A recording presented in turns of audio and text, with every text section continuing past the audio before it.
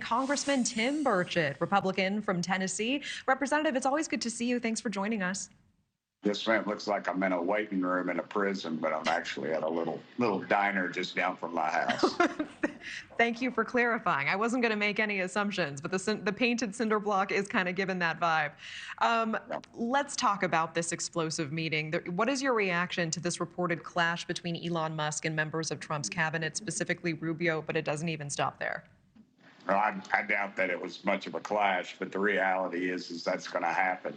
People come in, want to make changes, and other people don't. That's just the way it works. And I know both those folks. I know Marco pretty well, and I know Elon fairly well as well. But I think they're both doing an excellent job, and I'm not really worried about it. Honestly, that's not even at the top of anywhere near the top of my list of concerns, because if you look at just the vast amount of fraud that has been perpetrated on the American taxpayers by Washington, D.C., and it's both parties.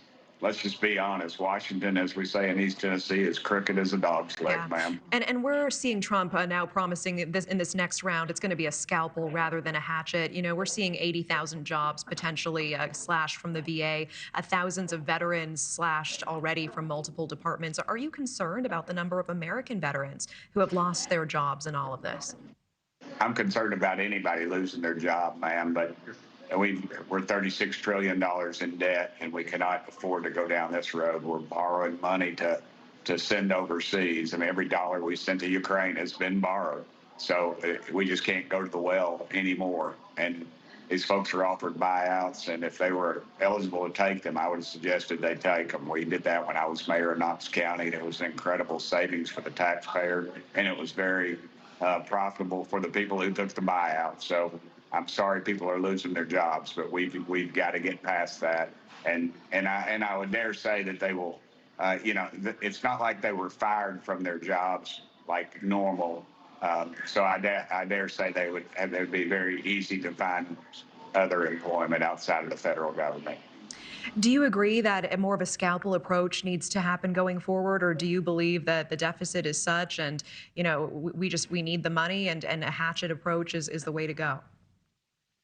Well, I think the sledgehammer or the hatchet or whatever you want to call it, I prefer a very large chainsaw to be taken to our Pentagon. You know, here we are. You're going to see a lot of veterans lose their job there. I hope they do, because you've got, after the Second World War, I think we had four-star generals. Now we've got over 40. It's just a huge bloated bureaucracy, and I like to say they're war pimps, at the Pentagon, because that's what's happening. You got some great patriots, but you're just spending money that we don't have. They do not pass audits. They will not pass. They don't even try to attempt to finish an audit in their arrogance. And then we punish them by giving them the last go-around $8 billion new dollars, and that makes people uncomfortable. But what you better start looking at is the portfolios of people in Washington, D.C., and where all this money is going. That money, do you honestly think we're paying $10 million for Madagascar to give circumcisions?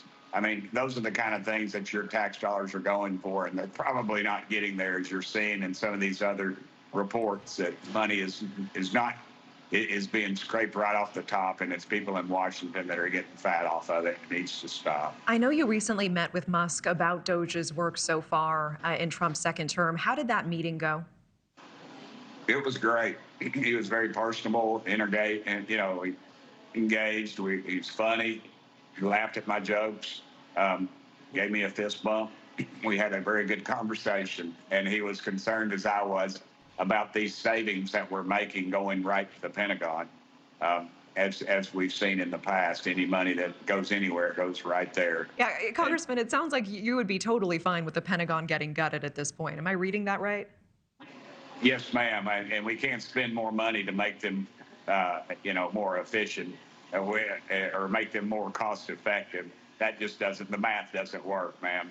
I'm sick of it. And, old men make decisions and young men die. And that's what our Pentagon is based on right now.